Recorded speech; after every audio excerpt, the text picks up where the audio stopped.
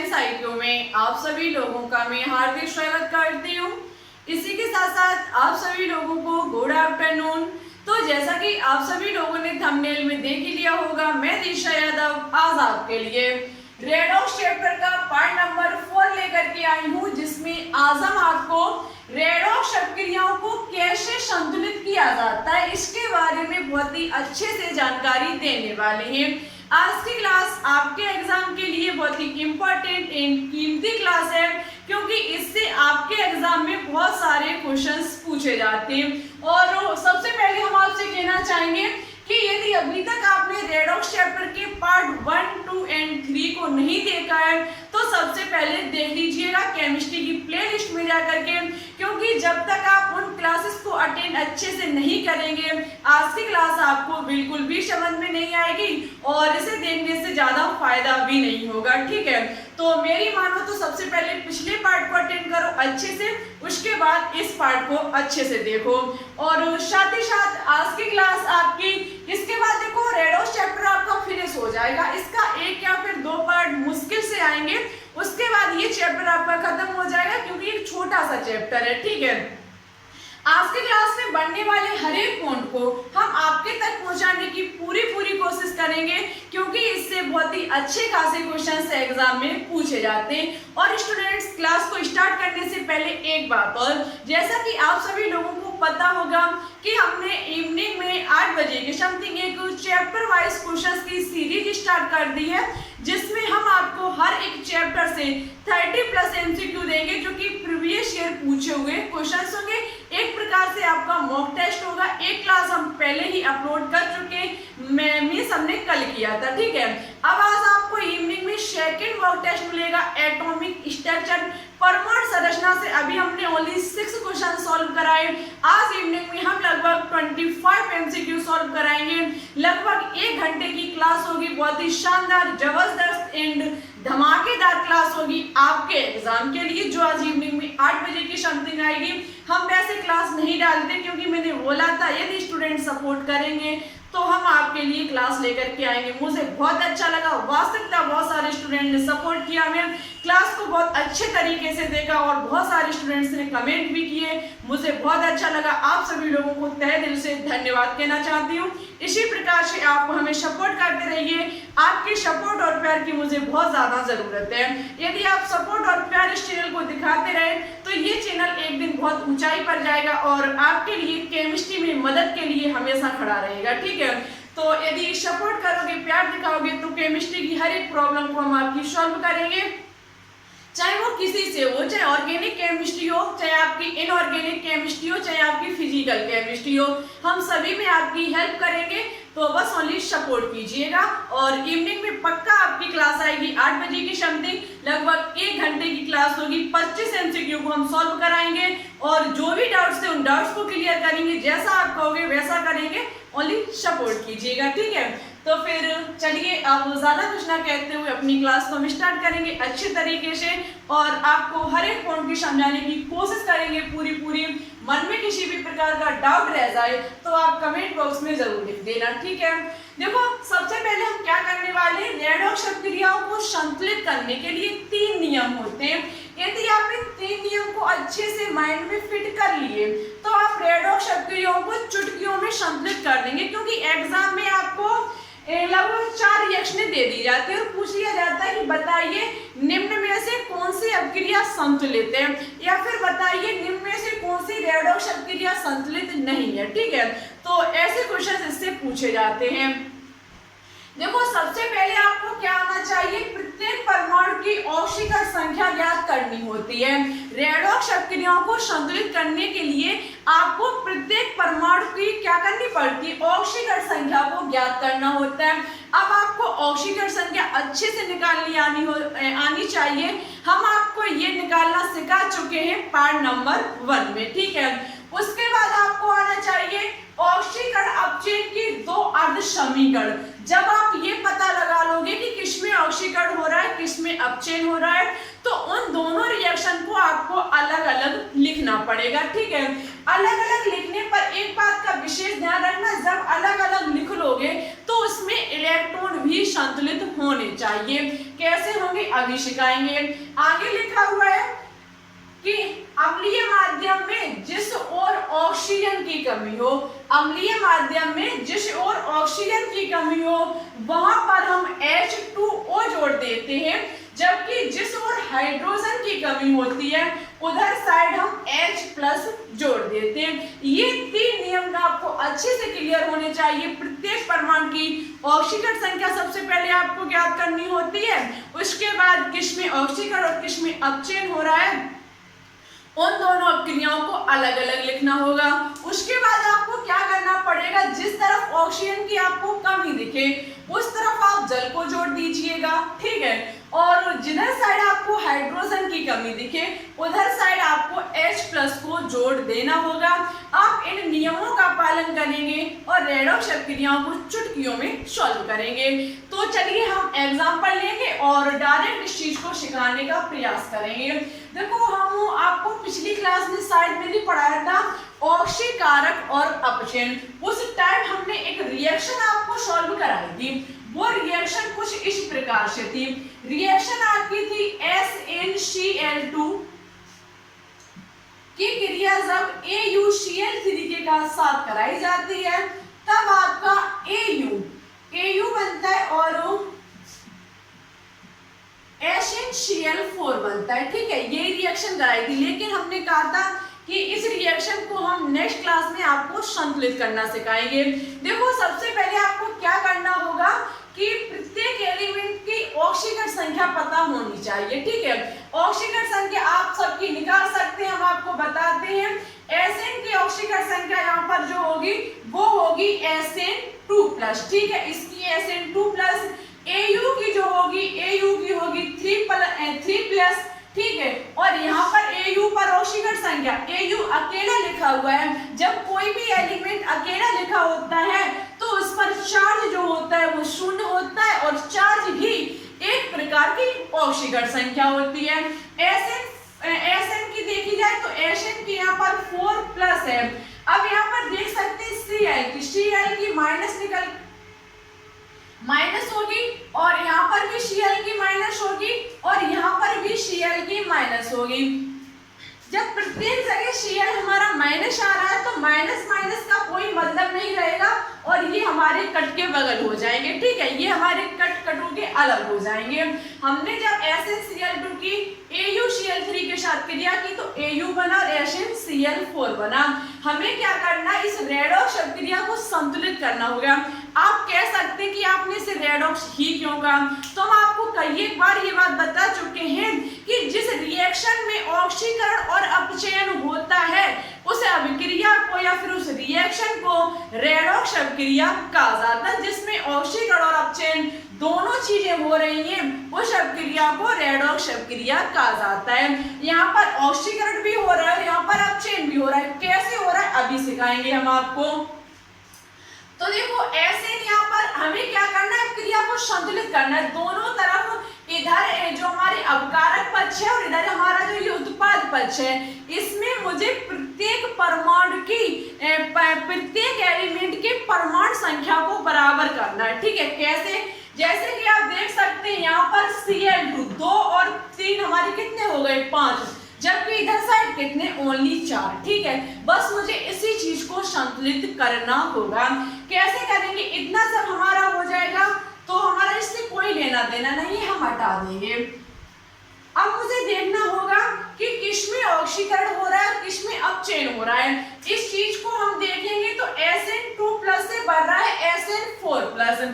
अब आपको जब आपने ऑक्सीकरण संख्या को ज्ञात कर लिया, ठीक है, इसकी ऑक्सीकरण संख्या +2, इसकी 3+, इसकी 0 और इसकी 4+। उसके बाद ऑक्सीकरण अपचयन की 2 अर्ध समीकरण बनाओ। 2 अर्ध समीकरण कैसे बनाएंगे, Sn2+ से हमारा क्या बन रहा है, Sn2+ से हमारा Sn4+ बन रहा है। ठीक है, और आप देखेंगे Au3+ से हमारा क्या बन रहा है, Au3+ से हमारा बन रहा है AU0, यही तो बन रहा है।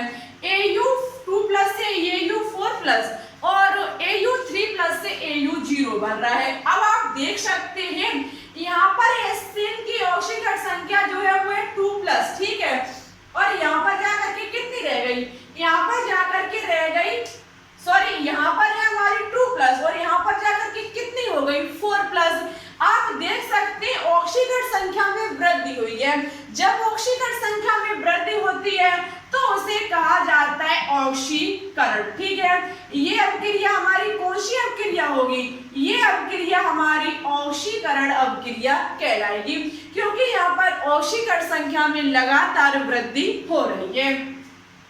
जब यहाँ पर ऑक्सीकरण संख्या में वृद्धि हो रही है तो यहाँ पर क्या हो रहा है, यहाँ पर AU3 प्लस से AU0 बन रहा है, मीन्स ऑक्सीकरण संख्या यहाँ पर प्लस की 3 थी, यहाँ पर जाकर के कितनी हो गई 0 हो गई। ऑक्सीकरण संख्या में कमी आई है, हम कह सकते हैं यहाँ पर अपक्षयन हुआ है, ठीक है। मुझे उम्मीद है इतनी चीज आपकी अच्छे से क्लियर हुई होगी। इतना सब हो गया, इतना हमने जब जाना उसके बाद आपको क्या करना होगा, हमने आपको एक कहने का मतलब बेफालतू वाली ट्रिक बताई थी कि आपको उसके बाद चार्ज को बराबर करना होगा। जैसे कि यहाँ पर 2 प्लस है, यहाँ पर 4 प्लस है, जिधर साइड ऑक्सीकरण संख्या अधिक हो उधर साइड क्या करो, उतने ही इलेक्ट्रॉन लगा दो जितनी ऑक्सीकरण संख्या अधिक हो। यहाँ पर 2 प्लस है, यहाँ पर 4 प्लस है, इधर साइड अधिक है, कितनी अधिक है 2 अधिक है, तो हम 2 इलेक्ट्रॉनों को लगा देंगे। इधर AU3 प्लस है, इधर AU0 है, किधर ज्यादा ऑक्सीकरण संख्या, इधर साइड कितनी ज्यादा है 3 प्लस, तो हम इधर 3 इलेक्ट्रॉन को लगा देंगे। मुझे उम्मीद है कि आपकी इतनी चीज अच्छे से क्लियर हुई होगी। मैंने सेकंड पॉइंट को अच्छे से फॉलो कर लिया है कि ऑक्सीकरण अपचयन की 2 अर्ध समीकरण बनाओ। ये हमारा ऑक्सीकरण का समीकरण हो गया और ये हमारा अपचयन का समीकरण हो गया, ठीक है। इतना होने के बाद हम क्या करेंगे, अब आपको करना होगा दोनों जो आपका ऑक्सीकरण अपक्रिया और ये आपकी जो अपचयन अर्ध अपक्रिया लिखी हुई है इसमें इलेक्ट्रॉनों को बराबर करना होगा। अब इलेक्ट्रॉन कैसे बराबर होंगे, इलेक्ट्रॉनों को बराबर करने के लिए दोनों समीकरण में ऐसे का गुणा करो, ऐसे का मल्टीपल करो जो उसको इलेक्ट्रॉनों को बराबर करता हो। जैसे कि हम इधर पक्ष में 3 का गुणा कर दें और इस पक्ष में यदि हम 2 का गुणा कर दें तो स्टूडेंट 3 इंटू 2 हमारे 6 और 2 इंटू 3 हमारे 6, मीन्स दोनों के इलेक्ट्रॉन जो होंगे वो कैसे हो जाएंगे, बराबर हो जाएंगे। जब हमारे बराबर हो जाएंगे तो हम क्या करेंगे, इस चीज को अच्छे से लिखेंगे। 3 का गुणा ऐसा तो है नहीं ओनली इसी में होगा, पूरे में किया जाएगा। पूरे में करने के लिए 3 का गुणा सबसे पहले हम अवकारक पक्ष में करेंगे तो हमारा 3Sn2 प्लस हो जाएगा, ठीक है। अब हम क्या करेंगे, सबसे पहले अवकारक पक्ष को ही लिख लेते हैं। उसके बाद 2 का इसमें होगा, 2 का इसमें होगा तो 2AU3 प्लस प्लस की हमारा 2 इंटू 3 हमारा 6 इलेक्ट्रॉन, ठीक है। उसके बाद अब हम अपकारक पक्ष पे आएंगे तो 3 का इसमें होगा तो हमारा 3Sn4 प्लस हो जाएगा, प्लस के हमारे 6 इलेक्ट्रॉन हो जाएंगे, साथ ही साथ हमारा 2AU0 हो जाएगा। हम क्या करेंगे, इलेक्ट्रॉन को इलेक्ट्रॉन से काट देंगे। इलेक्ट्रॉन को इलेक्ट्रॉन से काटने के बाद बची हुई रिएक्शन जिसमें हमारे परमाणुओं की संख्या कितनी आई, किसी भी एलिमेंट की परमाणुओं की संख्या कितनी आई, उस चीज को हम अपनी रियल वाली रिएक्शन में लिख देंगे। यहाँ पर हम देखेंगे ये हमारा अपकारक पक्ष है, ये हमारे उत्पाद पक्ष है, ठीक है। अपकारक पक्ष में देखेंगे तो Sn2 प्लस हमारा कितना आया, Sn2 प्लस हमारा 3 आया। कहने का मतलब है हमारा ये रिएक्शन आपको यहाँ पर करनी होगी इन अणुओं के हिसाब से। हमारा हो जाएगा 3SnCl2 प्लस लगाएंगे, Au आपका कितना आया 2 परमाणु, तो हमारा 2AuCl3 हो जाएगा। साथ ही साथ आपका यहाँ पर देखेंगे Sn यहाँ पर लिखा हुआ है तो हमारा 3SnCl4 हो जाएगा, प्लस की 2Au हो जाएगा, 2Au हो जाएगा। अब ये हमारी रिएक्शन जो हुई वो कैसी हो गई, संतुलित हो गई। Sn के परमाणु यहाँ पर 3 है, यहाँ पर भी 3 है, क्लोरीन हमारी 3 दूनी 6, 6 और 3 दूनी 6, 12। इधर कितनी हो गई, 4 तिया 12। उसके बाद AU हमारा 2, AU हमारा 2 मीन्स हमारी ये रेडॉक्स शब्द क्रिया कैसी हो गई, संतुलित हो गई, जबकि यहाँ पर रेडॉक्स शब्द क्रिया हमारी संतुलित नहीं थी। रेडॉक्स शब्द क्रिया कैसे संतुलित की, सबसे पहले मैंने सभी परमाणु की ऑक्सीकरण संख्या देखी, ऑक्सीकरण संख्या के बाद हमने ऑक्सीकरण वाले जो थे उनको और अपचायक वाली अपक्रियाएं जो थी दोनों को अलग किया। उसके बाद हमने क्या किया, दोनों के चार्ज को देखते हुए हमने ये देखा कि किधर साइड चार्ज ज्यादा है या फिर किधर साइड ऑक्सीकरण संख्या ज्यादा है। जिधर साइड ज्यादा है उधर साइड कितनी ज्यादा है, उतने ही इलेक्ट्रॉन को लगा दिया। उसके बाद हमने दोनों अर्ध अपक्रियाओं में इलेक्ट्रॉनों को बराबर किया गुणा करके। जब हमने गुणा किया जो निकल के आया, इलेक्ट्रॉन से इलेक्ट्रॉन को काटा, बचे हुए चीज को हमने रियल वाली रिएक्शन से अपना लिख दिया। हमारी रेडॉक्स क्रिया संतुलित होकर के आ गई। मुझे उम्मीद है आपको ये चीज अच्छे से समझ में आ चुकी होगी। और यहाँ पर हमारा थर्ड पॉइंट फॉलो नहीं हुआ। थर्ड पॉइंट कैसे फॉलो होगा उसे भी एक रिएक्शन के माध्यम से समझा देते हैं। उसके बाद क्लास को यहीं पर फिनिश करते हैं। ले लीजिए स्क्रीनशॉट, बात करेंगे आगे। देखो ये चीज बहुत ज्यादा इंपॉर्टेंट है, इससे एग्जाम में क्वेश्चंस पूछे जाते हैं, ठीक है। और कैसे पूछे जाते हैं, अब तो आपको चैप्टर वाइज सीरीज में सब कुछ देखने को मिलेगा। ओनली सपोर्ट करते रहिए बस। ऐसी कोई चीज नहीं है जो हम केमिस्ट्री में आपको छोड़ दें एग्जाम से पहले। एग्जाम जब तक होगा हम अपनी फुल एनर्जी के साथ रहेंगे आपके सामने और आपकी समस्या को सॉल्व करने की पूरी कोशिश करेंगे। जैसे कि हमारी नेक्स्ट है Fe2+ MnO4-। उसके बाद है आपकी Fe3+, इससे बनके तैयार हुआ Mn2+। मुझे क्या करना होगा, यहाँ पर इस अपक्रिया को संतुलित करना होगा। अपक्रिया को संतुलित देखो कैसे, अब आप कह सकते हो कि हम डायरेक्ट कर ले, तो स्टूडेंट्स देखना इधर ऑक्सीजन है इधर ऑक्सीजन नहीं है, बस मुझे इस चीज को अच्छे से सॉल्व करना है। इस चीज के लिए सबसे पहले हम ऑक्सीकरण संख्या को ज्ञात करेंगे। ऑक्सीकरण संख्या यहाँ पर निकली रखी है, Fe2+ है हमारा, और Mn की यहाँ पर ऑक्सीकरण संख्या जो निकल के आएगी, Mn की ऑक्सीकरण संख्या निकल के आएगी Mn7+, ठीक है। उसके बाद यहाँ पर Fe3+ है, उसके बाद यहाँ पर Mn2+ है। मुझे क्या करना होगा, Fe2+ से हमारा बन रहा है क्या, Fe2+ से हमारा बन रहा है Fe3+, साथ ही साथ हमारा Mn7+ से क्या बन रहा है, Mn7+ से हमारा बन रहा है Mn2+। हम देखेंगे कि किसमें ऑक्सीकरण हो रहा है और किसमें अपचयन हो रहा है। स्टूडेंट्स 2+ से 3+ बना हुआ है, ऑक्सीकरण संख्या चार्ज में वृद्धि हुई है। जब चार्ज में वृद्धि हो रही है तो यहाँ पर ऑक्सीकरण हो रहा है, और यहाँ पर 7+ से हमारा 2+ रह गया, ऑक्सीकरण संख्या में कमी आई है तो हमारा यहाँ पर अपचयन हो रहा है। अब हम क्या करेंगे, चार्ज को देखते हुए जिधर साइड हमारी ऑक्सीकरण संख्या अधिक या फिर चार्ज अधिक है उधर साइड हम क्या करेंगे, उतने ही इलेक्ट्रॉन को जोड़ देंगे। यहाँ पर 2+ से 3+ बना, कितना अधिक है, एक चार्ज एक ऑक्सीकरण संख्या अधिक है तो हमारा 1 इलेक्ट्रॉन लग जाएगा, ठीक है। उसके बाद इधर से 2+ है, इधर 7+ है, कितना अधिक है, 5 अधिक है तो 5 इलेक्ट्रॉन को जोड़ देंगे। इतना करने के बाद हम क्या करेंगे, इलेक्ट्रॉनों को बराबर करेंगे। इलेक्ट्रॉनों को बराबर करने के लिए आप देख सकते हैं यहाँ पर 1 इलेक्ट्रॉन, यहाँ पर हमारे 5 इलेक्ट्रॉन। यदि हम यहाँ पर ओनली 5 का गुणा कर दे तो ये इलेक्ट्रॉन हमारे दोनों पक्षों में बराबर हो जाएंगे, बिल्कुल। तो जब हमारे दोनों बराबर हो जाएंगे तो हम करेंगे इसमें गुणा, तो हमारा 5Fe2+ हो जाएगा। उसके बाद हमारा इसमें तो किसी का गुणा नहीं हुआ, तो अब कारक पक्ष सबसे पहले Mn7+ और 5 इलेक्ट्रॉन। उसके बाद मुझे इसमें करना पड़ेगा 5Fe3+, उसके बाद हमारा 5 इलेक्ट्रॉन, उसके बाद ये जैसे कि तैसा Mn2+, ठीक है। इलेक्ट्रॉन से इलेक्ट्रॉन कट जाएंगे, जब इलेक्ट्रॉन से इलेक्ट्रॉन कट गए बची हुई चीज को हम इस रिएक्शन में लिख देंगे। इस रिएक्शन में Fe2+ कितना आया, 5 अणु, तो हमारी रियल रिएक्शन क्या होगी, 5Fe2+, 5Fe2+, उसके बाद Mn7+। Mn7+ में कहने का मतलब है यहाँ पर Mn7+ ही है, कोई भी इसमें वृद्धि नहीं हुई है, तो हमारा MnO4 जैसे का तैसा रहेगा, ठीक है। MnO4 माइनस जैसे का तैसा। उसके बाद हम इधर आएंगे तो 5Fe3+ हमारा है, 5Fe3+ लिख देंगे। उसके बाद आप देखेंगे Mn2+ जैसे का तैसा Mn2+ लिख देंगे, ठीक है। अब आप इतना करने के बाद देखेंगे कि आपका इधर भी 5Fe है, इधर भी 5Fe है, बिल्कुल अच्छे से क्लियर हुआ।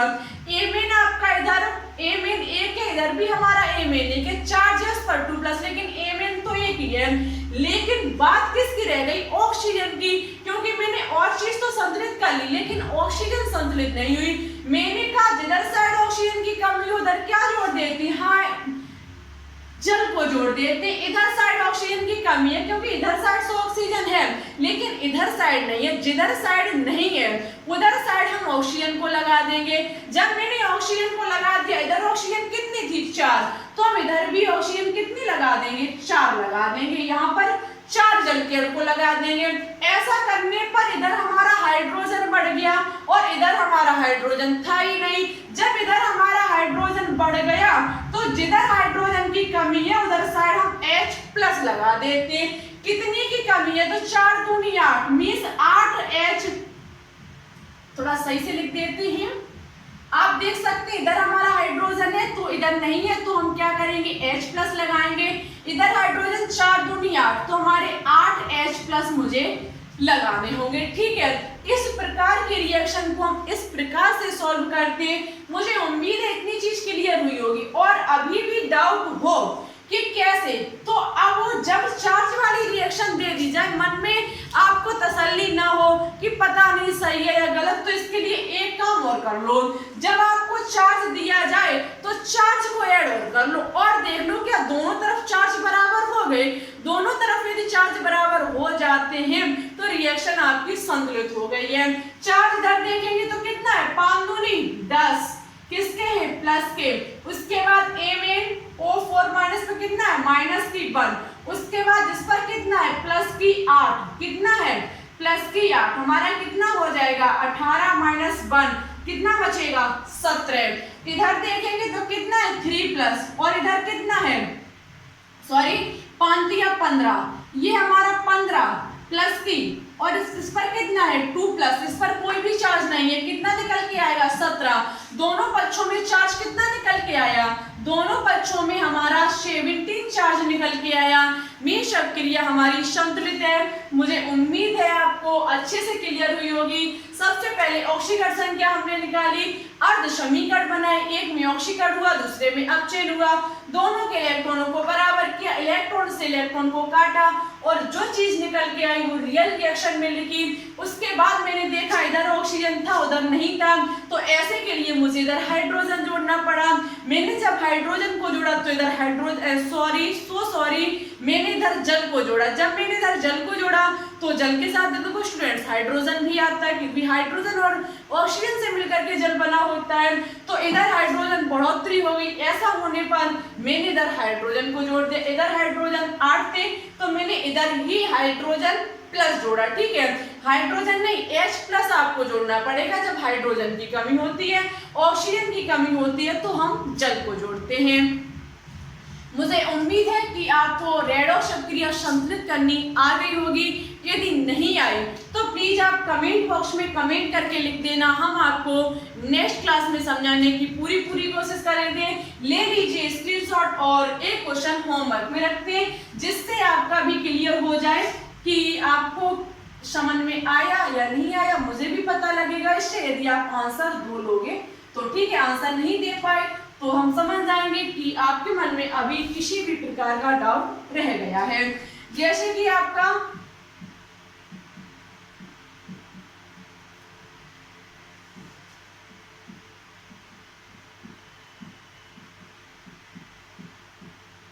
जब हमारा CuO NH3 के साथ क्रिया करता है तो CuN2+H2O बनता है। आपको ये रेडॉक्स अभिक्रिया संतुलित करनी होगी और आपको रिएक्शन लिखनी होगी कमेंट बॉक्स में कि Cu कितना हुआ और NH3 में कितना परमाणु, कहने का मतलब है जोड़ा गया अंक, और इसमें कितना रस समीकरण मिति गुणांक जोड़ा गया है आपको बता। रस समीकरण मिति गुणांक आपको पता है, जैसे कि यहाँ पर 2 लिख दें तो ये ही हमारा रस समीकरण मिति गुणांक कहलाता है। किसी भी अभिक्रिया को संतुलित करने के लिए लिखा गया अंक ही रस समीकरण मितीय गुणांक कहलाता है। ठीक है, हम आपको बता देते हैं किसी भी अभिक्रिया को संतुलित करने के लिए इसके आगे लिखे गए अंक ही हमारे रस समीकरण मितीय गुणांक कहलाते हैं।